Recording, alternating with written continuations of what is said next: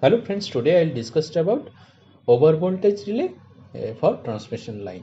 Over voltage relay in ANSI code it is expressed as 59. It is mainly used in transmission line of voltage level 400 kV and above.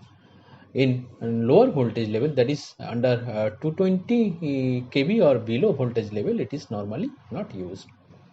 The impact of line charging capacitance in case of 400 kV and above voltage rating is dominant, and that is why due to this line charging capacitance under no load condition or under lightly load conditions, the receiving end voltage will increase compared to sending end voltage, and which result in the over voltage in the receiving end voltage, and that is why the over voltage relay is used.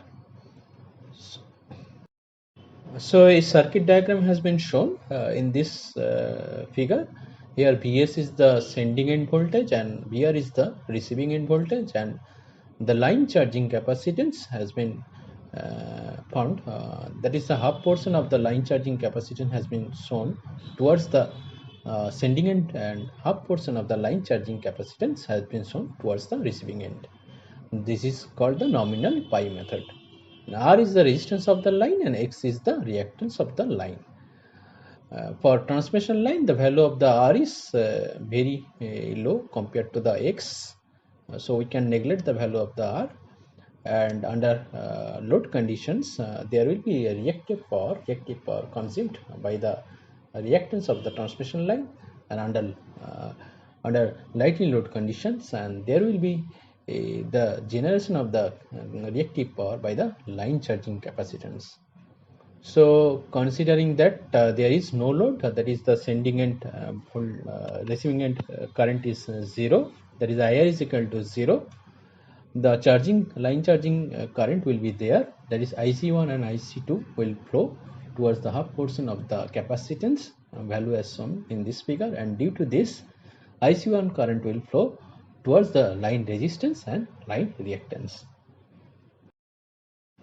So phasor diagram has been shown from which we can derive the value of the sending end and receiving end voltage, and since IC1 is the capacitive current which is leading from that of the receiving end voltage, which has been shown, that is the voltage drop IC1 into R, which will be in quadrature with the VR, and which will lead from that of the VR phase.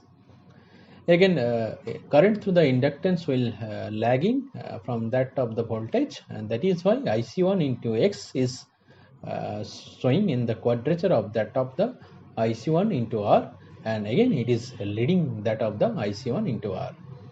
So Vs is the resultant voltage, and which is the smaller in quantity compared to the VR, that is the receiving end voltage. So due to no load conditions, the receiving end voltage will increase compared to the sending end voltage.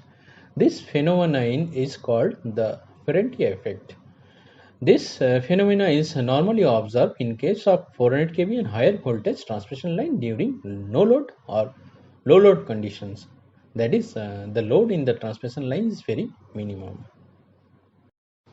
So here between substation A and substation B, a double circuit line is exist, and the voltage rating is 400 kV.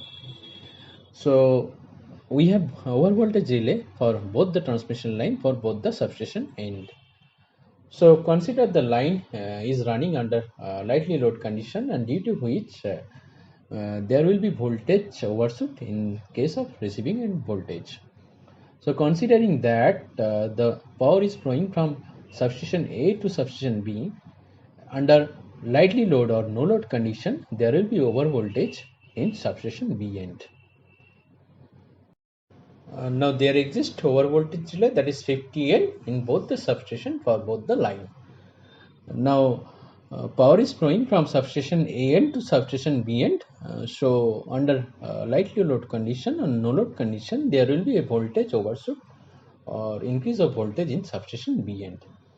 So the over voltage relay at substation B end for both the line will pick up, since it will sense the over voltage in substation B end, but substation A end will relay will not sense the over voltage, since it is a sending end voltage.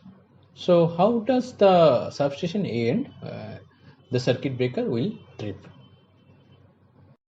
So since at substation B end the overvoltage relay sends the overvoltage, it will trip the circuit breaker at substation B end, and at the same time it will send a direct trip to the far end substation for the line.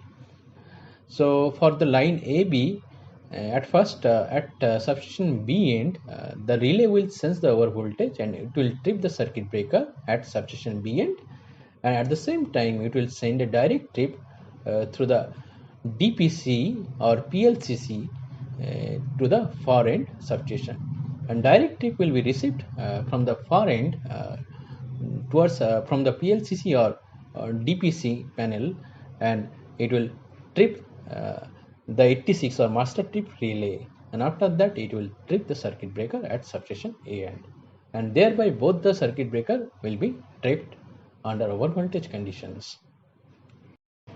So friends, if you like my video, then do subscribe my channel and press bell button for notification of videos to be uploaded in future. Thank you for watching my video.